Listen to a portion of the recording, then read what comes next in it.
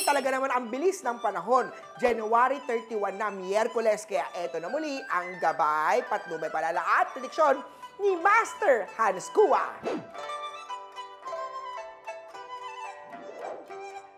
Unahin natin siyempre ang mga pinanganak ng Year of the Rat. Conflict day ngayong araw, huwag tignan ang panlabas na anyo ng isang tao, bagkus tignan ang kanyang kalooban. Umiwas, masangkot sa kaguluhan. Gold at 7 ang swerte kay Year of the Rat.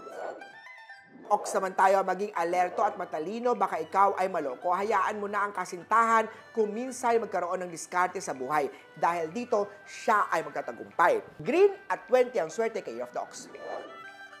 Tiger naman tayo, huwag makipag-usap sa sweetheart o kay kasintahan o kaibigan kung mainit ang dugo o galit ka pa. Dahil ito ay magiging sanhi ng hurtful word star. Kaya naman kailangan iwasan ito.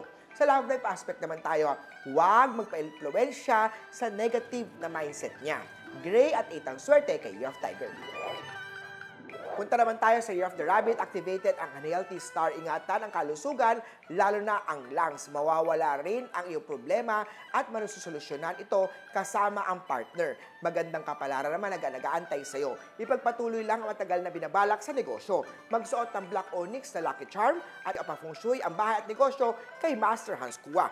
Blue at 15 ang swerte sa chart.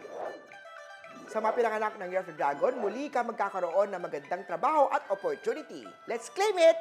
White at 1 ang swerte kay Year of Dragon. Sa mga pinanganak naman tayo ng Year of the Snake, Healing Star activated. Kaya naman magpahinga at uminom ng nireseta ni Doc sa'yo. Silver at 10 ang swerte kay Snake.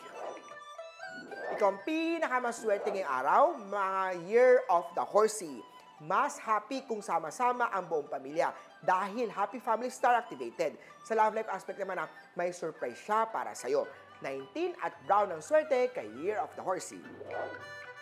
Eto naman, Year of the Goat. Makinig sa payo ng isang matandang babae. Siya ay may magandang hangarin sa iyo. Marami ring blessing star na sasalubong sa iyo. Ikaw naman ay tapat at magmamahal kay partner. Tuloy-tuloy na bubuhos ang swerte.